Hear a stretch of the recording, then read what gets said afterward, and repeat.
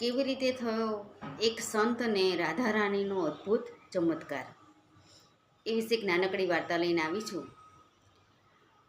કરું કોટી કોટી પ્રણામ રાધા રાણી તારા ચરણોમાં, કિશોરીજી તારા ચરણોમાં.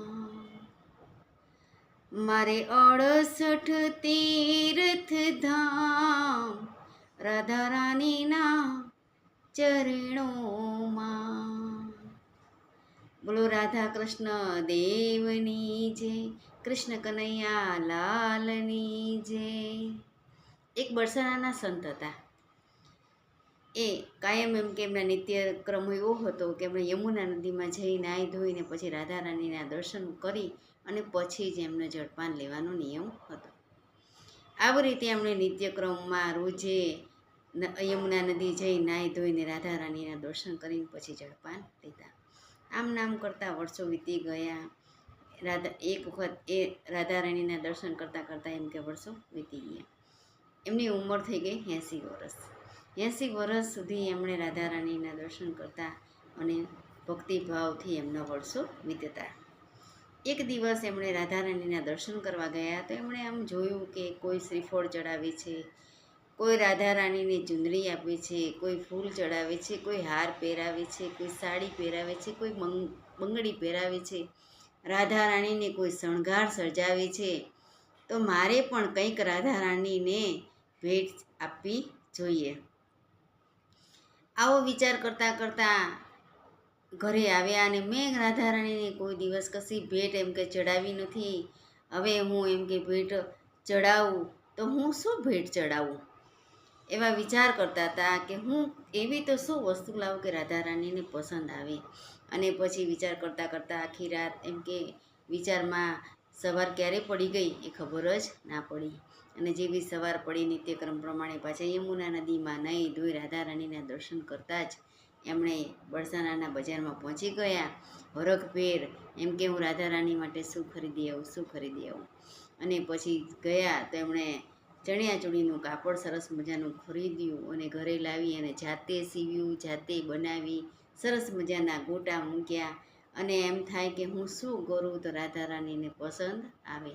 એવા સુંદર મજાના ચણિયાચોળી તૈયાર કર્યા અને પછી બીજા દિવસે પાછા યમુના નદીના કિનારે જશે પણ રાધા રાણીના દર્શન કરવા જતા નથી.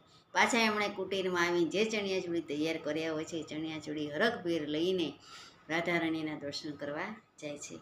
રસ્તામાં બરસાનાની ગલીમાં ફરતા ફરતા રસ્તામાં બાળ કન્યા મળે છે અને કહે છે કે ઓહ, આજે તો બાબા તમારા મુખ ઉપર અનેરો આનંદ છે, અનેરી ખુશી છે, એનું રાજ શું છે?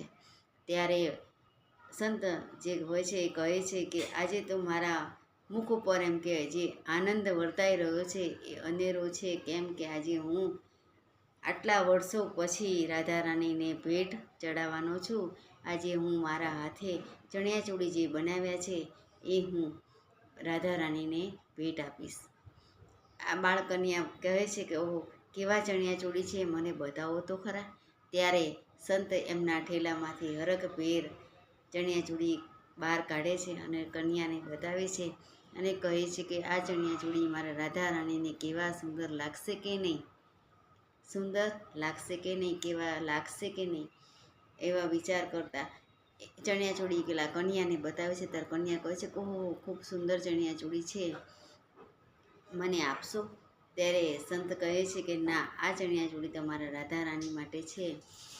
હું તમને બજારથી નવા ચણિયાચોળી, બીજા ચણિયાચોળી લાવી આપીશ, પણ આ ચણિયાચોળી તો રાધા રાણીના મેં બનાવ્યા છે, તો આ ચણિયાચોળી તમને હું નહીં આપી શકું.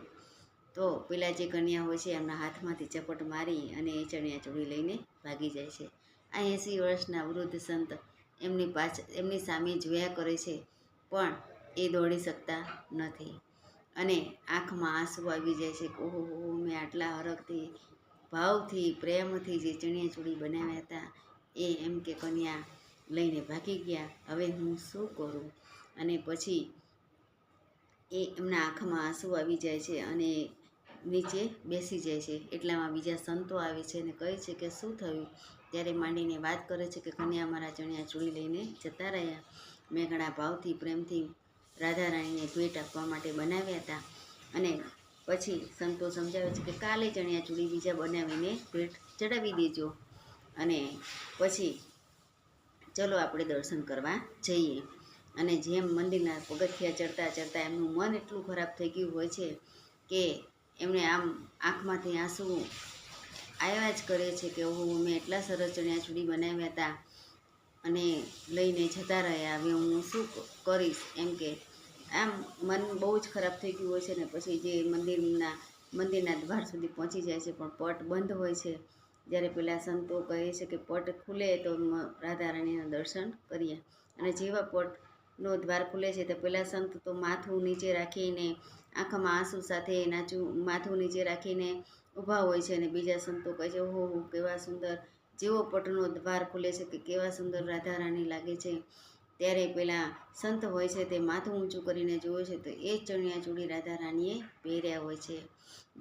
જે સંતે બનાવ્યા હોય છે એ જ એમ કે ચણિયાચોળી પહેર્યા હોય છે. તો જે સંતને તો હરખ માતો નથી, આંખમાંથી હરખના આંસુ નીકળવા માંડ્યા. અત્યાર સુધી દુઃખના હતા એ હરખમાં ફેરવાઈ ગયા અને આંસુ નીકળી જાય છે. ને રાધા રાણીના હાથ જોડીને કહે છે કે તમારામાં સહેજ પણ ધીરજ ના રહી, હું તમને જ ભેટ આપવાનો હતો, ધીરજ થોડી રાખી હોત તો એમ કે મને વધારે આનંદ આવત. ત્યારે રાધા રાણી કહે છે કે તમે કેટલા પ્રેમથી, કેટલા ભાવથી, કેટલી ઉત્સુકતાથી એમ કે ચણિયાચોળી બનાવ્યા હતા, મારામાં ધીરજ રહી નહીં. આવી રીતે એમ કે એક સંતને રાધા રાણી અદ્ભુત ચમત્કાર આપે છે. કરું કોટી કોટી પ્રણામ રાધા રાણી તારા ચરણોમાં, મારે 68 તીર્થ ધામ રાધા રાણી તારા ચરણોમાં. બોલો કૃષ્ણ કનૈયા લાલ કી જય, રાધા કૃષ્ણ દેવની જય.